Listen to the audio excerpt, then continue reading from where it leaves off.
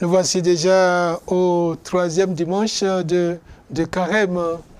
Chers frères et sœurs, les bien-aimés du Seigneur, notre marche vers Pâques suit son cours. Après l'expérience du désert avec ses tentations et ses victoires, et après l'expérience de la montagne avec la transfiguration, ce troisième dimanche nous fait revenir à nous-mêmes pour faire le point. À mi-parcours du chemin, où en sommes-nous? Avons-nous progressé ou régressé ou fait du surplace? Nous avions pris des résolutions pour ce temps. Continuons-nous à les suivre? Alors, nous allons écouter les textes de ce troisième dimanche de Carême. La première lecture nous est proposée du livre de l'Exode, en son chapitre 3, les versets 1 à 8, puis 10, 13 à 15. En ces jours-là, Moïse était berger de troupeau de son beau-père Jéthro, prêtre de Madian. Il mena le troupeau au-delà du désert et parvint à la montagne de Dieu à l'Horeb. L'ange du Seigneur lui apparut dans la flamme d'un buisson en feu. Moïse regarda le buisson brûler sans se consumer. Moïse se dit alors, « Je vais faire un détour pour voir cette chose extraordinaire. Pourquoi le buisson ne se consume-t-il pas ?» Le Seigneur vit qu'il avait fait un détour pour voir, et Dieu l'appela du milieu du buisson. « Moïse, Moïse !» Il dit, « Me voici. » Dieu dit alors, « N'approche pas d'ici. Retire les sandales de tes pieds, car le lieu où tu te tiens est une terre sainte. » Et déclara, « Je suis le Dieu de ton père, le Dieu d'Abraham, le Dieu d'Isaac, le Dieu de Jacob. » Moïse se voila le visage, car il craignait de porter son regard sur Dieu. Le Seigneur dit, « J'ai vu, oui, j'ai vu la misère de mon peuple qui est en Égypte, et j'ai entendu ses cris sous les coups des surveillants. Oui, je connais ses souffrances. Je suis descendu pour le délivrer de la main des Égyptiens et le faire monter de ce pays vers un beau et vaste pays, vers un pays ruisselant de lait et de miel. Maintenant donc, va, je t'envoie chez Pharaon. Tu feras sortir d'Égypte mon peuple, les fils d'Israël. » Moïse répondit à Dieu, « J'irai donc trouver les fils d'Israël et je leur dirai, le Dieu de vos pères m'a envoyé vers vous. Ils vont me demander, quel est son nom? Que leur répondrai-je? » Dieu dit à Moïse, « Je suis qui je suis. Tu parleras ainsi aux fils d'Israël. Celui qui m'a envoyé vers vous, c'est je suis. » Dieu dit encore à Moïse, « Tu parleras ainsi aux fils d'Israël. Celui qui m'a envoyé vers vous, c'est le Seigneur, le Dieu de vos pères, le Dieu d'Abraham, le Dieu d'Isaac, le Dieu de Jacob. C'est là mon nom pour toujours. C'est par lui que vous ferez mémoire de moi d'âge en âge. » Parole du Seigneur. Dans la première lecture, tirée du livre de l'Exode, Dieu prend l'initiative d'aller sauver son peuple. Dieu se manifeste à Moïse et l'envoie vers les fils d'Israël en Égypte pour les délivrer de l'esclavage. Dieu a vu la misère de son peuple. Il a écouté son cri de détresse et s'est souvenu de la promesse faite à Abraham, à toi et à ta descendance, je donne ce pays. Mais malgré toutes les merveilles accomplies pour les fils d'Israël, ceux-ci n'ont été que rebelles. Au lieu de reconnaître les bienfaits de Dieu, leur cœur s'est endurci. Qu'ils vous souviennent que le livre s'ouvre sur les circonstances de la naissance de Moïse. Dieu écrit droit sur des lignes courbes. C'est en vue d'une mission qu'il a été sauvé. Le moment est venu pour lui d'être missionné. Et Dieu se révèle et décline toute sa titulature en 2 mots, je suis. Ce passage que Jésus s'appropriera dans l'évangile de Jean, en son chapitre 8, le verset 58. Avant qu'Abraham fût, je suis. Un présent permanent qui ne fait pas abstraction du passé. Je suis le Dieu d'Abraham, d'Isaac et de Jacob, bref, le Dieu de tes pères. Dieu se souvient de sa promesse qui est de donner à la descendance d'Abraham la terre promise. Malgré le détour par l'Égypte, il est le Dieu de l'histoire. Moïse est donc envoyé pour délivrer les fils d'Israël de la servitude en Égypte. Leur séjour en Égypte n'a fait que trop durer, mais malgré les servitudes auxquelles ils étaient soumis, il n'a pas oublié sa promesse. Dieu n'a pas oublié sa promesse. Sa patience, ou du moins le temps, mais pour répondre, n'est pas synonyme d'oubli, mais bien au contraire, il préparait quelque chose de plus grand pour eux. Et c'est justement parce qu'il est avec eux dans toutes les situations de leur vie qu'il peut dire à son envoyé, « J'ai vu la misère de mon peuple, va ». Ce chemin faisant que le peuple va découvrir qui il est en réalité. Il en est ainsi pour nous aussi. Le Dieu du « Je suis » est le même hier, aujourd'hui et le sera demain. Il fait des clins d'œil à chaque génération, mais sans la forcer à le reconnaître. Reconnaître ses bienfaits procure la joie. C'est dans cette dynamique que se situe le psaume de ce jour, qui exprime la tendresse du Père pour ses fils. C'est le psaume 102-103. Bénis le Seigneur, ô mon âme, bénis son nom très saint, tout mon être. Bénis le Seigneur, ô mon âme, n'oublie aucun de ses bienfaits. Car il pardonne toutes tes offenses et te guérit de toute maladie, et réclame ta vie à la tombe et te couronne d'amour et de tendresse. Le Seigneur fait œuvre de justice, il défend le droit des opprimés. Il révèle ses desseins à Moïse, aux enfants d'Israël, c'est au fait. Le Seigneur est tendresse et pitié, lent à la colère et plein d'amour. Comme le ciel domine la terre, fort est son amour pour qui le craint. Bénis le Seigneur, ô mon âme, bénis son nom très saint, tout mon être. Bénis le Seigneur, ô mon âme, n'oublie aucun de ses bienfaits. Il y a quelque chose de fondamental qui est le souvenir, la mémoire. Ne pas oublier ce que Dieu a fait. Une action de grâce avec tout son être comme expression de gratitude filiale. Et pour cause, Dieu pardonne toutes les offenses et guérit de toute maladie. Il réclame la vie à la tombe et couronne d'amour et de tendresse. Des paroles très fortes qui donnent l'espérance et le courage d'avancer dans la vie. Et mieux que tout cela est le comble de bien tes vieux jours.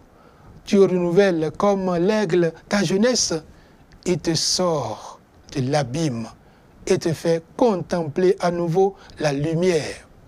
C'est une expression de la fidélité de Dieu, la reconnaissance de l'amour de Dieu qui régénère, qui guérit, qui renouvelle et qui transforme. Pour le psalmiste, le motif de cette descente aux enfers, c'est le péché. Mais Dieu pardonne et oublie. Et mieux, il restaure l'homme et le renouvelle. Le psalmiste poursuit, le Seigneur fait œuvre de justice, il défend le droit des opprimés. Il révèle ses desseins à Moïse, aux enfants d'Israël, c'est au fait. Il a eu pitié des filles d'Israël en Égypte, sous l'esclavage. Il a envoyé, il a révélé à Moïse sa décision, sa volonté ferme de les délivrer, les faire sortir. Cet agir de Dieu est l'expression de sa tendresse. Le Seigneur est tendresse et pitié, lent à la colère et plein d'amour. il n'est pas pour toujours en procès, ne maintient pas sans fin ses reproches. Il n'agit pas envers nous selon nos fautes, ne nous rend pas selon nos fautes. Dieu fait tout cela à l'homme et pourtant il n'est pas reconnaissant. Le psalmiste nous invite à cette reconnaissance. Ce qu'il a promis, il le fait, il l'accomplit. La confiance de l'homme en lui doit demeurer inébranlable. Et c'est dans cette espérance, dans cette confiance que nous entrons, nous écoutons avec une oreille attentive la parole que Dieu nous adresse par Paul dans la deuxième lecture.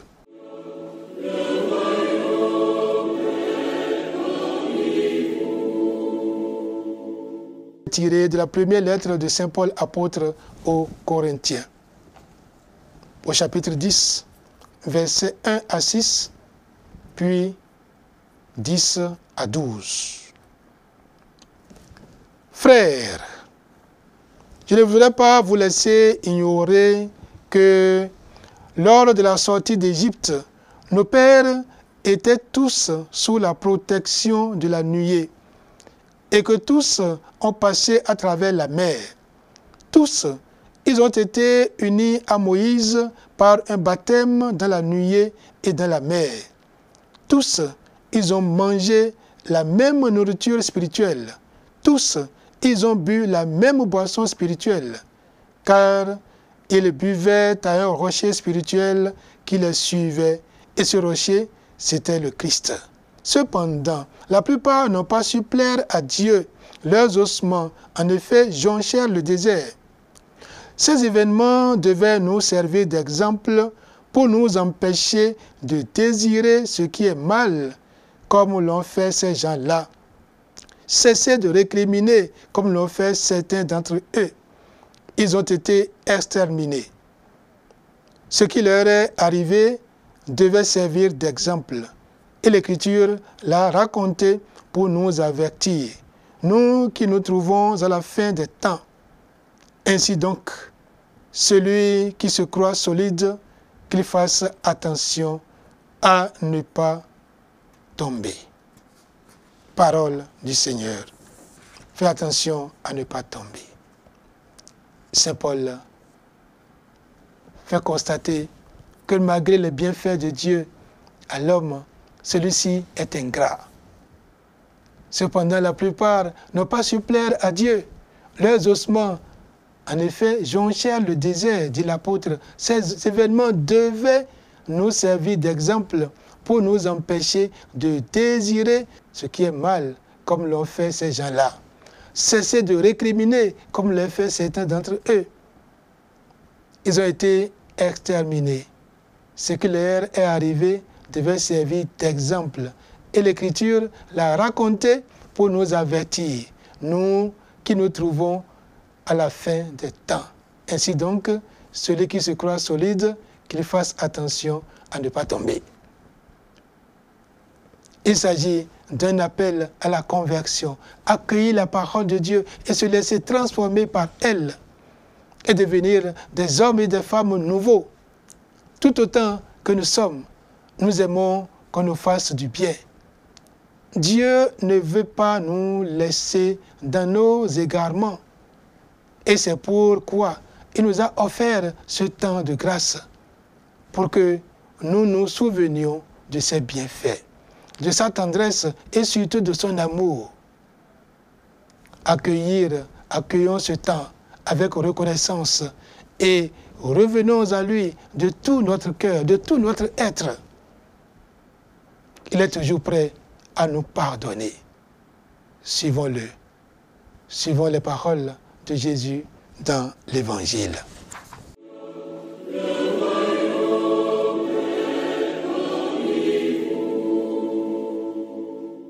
Évangile de Jésus-Christ selon saint Luc.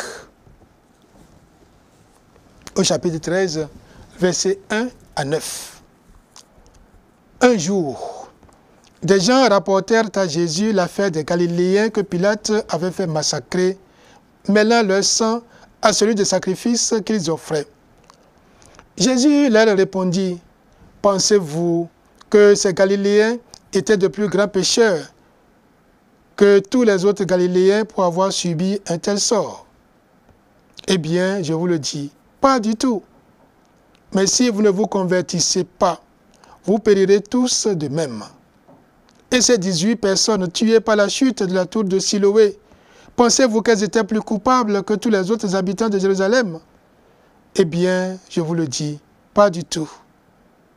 Mais si vous ne vous convertissez pas, vous périrez tous de même.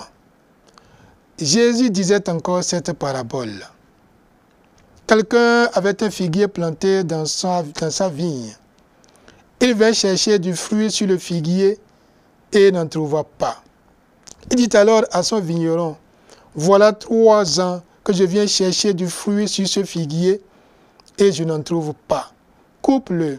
À quoi bon laisser épuiser le sol? » Mais le vigneron lui répondit, « Maître, laisse-le encore cette année, le temps que je bêche autour pour y mettre du fumier.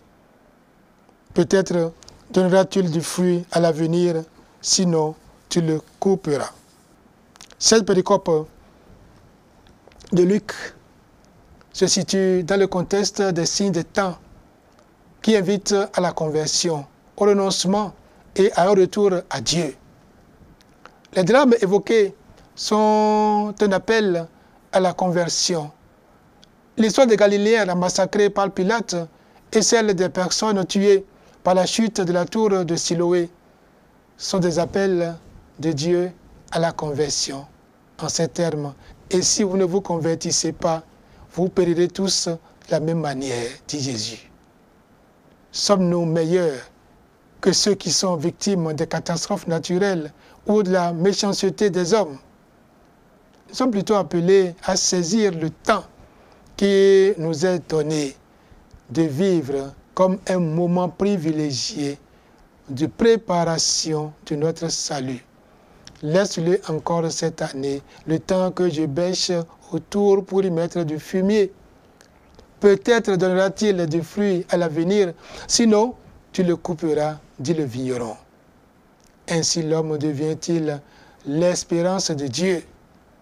Dieu attend que l'homme saisisse la main qui lui tend, qu'il profite de la grâce qu'il lui donne pour porter du fruit et de beaux fruits. La patience de Dieu n'est jamais mise à mal par la lenteur de l'homme à entrer dans son amour. Nous avons compris cela dans cette parabole à travers la réponse du vigneron au maître du domaine, qui est venu 3 années de suite chercher du fruit sur le figuier sans y trouver. Laisse-le encore. Le encore n'est pas de trop, mais il est bien nécessaire à la compréhension de la patience persévérante de Dieu. Tant que nous continuons à vivre, nous avons encore la possibilité de choisir, ou du moins de nous convertir. Laissons retentir à nos cœurs ces paroles du psalmiste. Le Seigneur est tendresse et pitié, lent à la colère et plein d'amour, comme le ciel domine la terre, fort est son amour pour qui le craint. Aussi loin qu'est l'Orient de l'Occident, il met loin de nous nos péchés. Nous sommes au 3e dimanche de Carême. Il nous reste encore 3 autres semaines. Raison de plus pour ne pas nous décourager, pour ne pas abandonner, que chaque instant soit saisi comme une manifestation de la grâce du Seigneur pour nous. Que nous puissions entrer en nous-mêmes, opérer notre retournement et prendre résolument le chemin de notre Pâques. Nos efforts personnels ne peuvent y arriver, sinon la grâce que Dieu nous donne. Et c'est pour cela, confiant en la Vierge Marie, notre Mère, nous lui demandons, elle qui est la mère de l'espérance, de marcher avec nous sur notre chemin de conversion tout au long de cette semaine que la bonté du Seigneur nous offre à nouveau.